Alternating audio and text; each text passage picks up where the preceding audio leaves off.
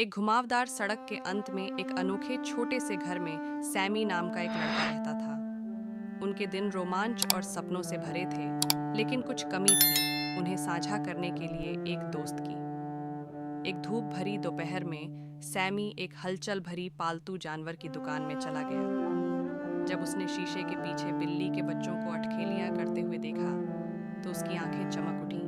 उनके मुलायम बाल और चंचल हरकतें उसके दिल को लुभा रही थीं। और वहाँ दूसरों के बीच में चमकदार हरी आंखों वाला एक छोटा अदरक बिल्ली का बच्चा था। जैसे ही सैमी ने बिल्ली के बच्चे को अपनी बाहों में पकड़ा, वह अपने दिल में जानता था कि वे एक साथ रहने के लिए ही बने थे। सैमी ने बिल्ली के बच्चे का नाम व्हिस्कर्स रखा और उसी क्षण से वे अविभाज्य साथी बन गए। उन्होंने एक साथ दुनिया का पता लगाया, तितलियों का पीछा किया और अपने पिछवाड़े की गर्म धूप का आनंद लिया।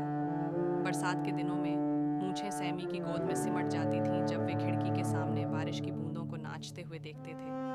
उन शांत क्षणों में उन्हें एक दूसरे की संगति में सांत्वना और आराम मिला। और जब रात होती तो वे तारों की आड़ में लेट जाते, चंद्रमा से रहस्य की बातें करते और टिमटिमाते तारों को गिनते जब तक कि वे सो नहीं जाते। लेकिन जैसे जैसे मौसम बदला और समय आगे बढ़ा, व्हिस्कर्स बूढ़े और थके हुए हो गए।